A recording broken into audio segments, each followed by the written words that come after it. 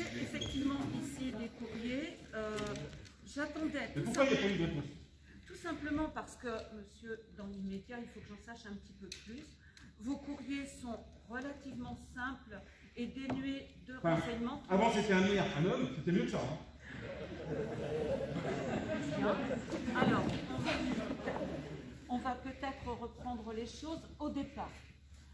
Tout d'abord, dans quel quartier habitez-vous? Parce que vous n'indiquez pas votre adresse sur vos courriers. Donc, moi, j'ai un petit peu de mal à pouvoir vous répondre, monsieur. Vous n'avez pas dû lire mon courrier? Bien sûr que si. Regardez, vous avez des courriers qui portent votre nom, mais pas votre adresse.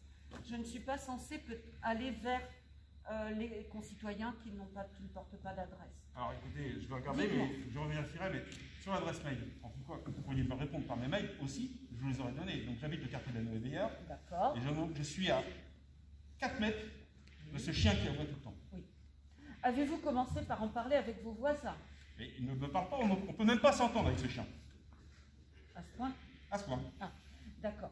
Et est-ce que vous avez tenté... Mais vous avez fait quoi, vous? Non, mais vous, dans un premier temps, est-ce qu'au niveau du quartier, est-ce que vous avez pu déjà en discuter un petit peu? Est-ce que vous avez pu je pense que tout le quartier l'entend et tout le quartier se plaint. Et je suis... Évidemment, je ne veux pas faire une pétition parce que ce n'est pas une méthode d'aujourd'hui. Non. Vous êtes bien d'accord avec moi? Alors, écoutez-nous et faites-le.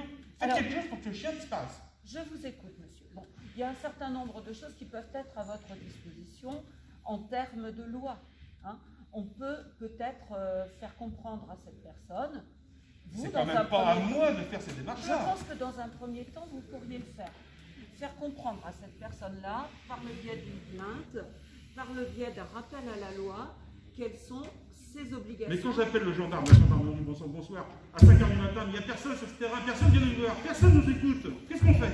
Bien, alors on va faire remonter ça ensemble à la gendarmerie, pourquoi pas? Ça, c'est mon rôle, effectivement. Je compte sur vous. Oui, vous pouvez compter sur moi, bien sûr. Et j'aurai une réponse à mes 3 courriers?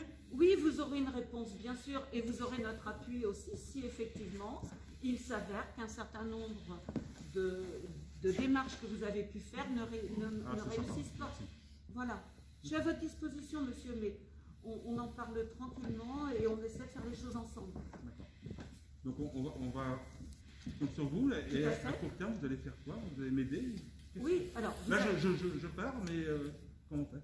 Alors, dans un premier temps, moi, je vous renvoie, comme je viens de vous le dire, je vous renvoie à la loi. C'est-à-dire que vous devez pouvoir faire comprendre, par le biais, effectivement, d'une plainte, à votre voisin que vous n'avez pas pu obtenir de la part de, je ne sais pas, de la gendarmerie, etc.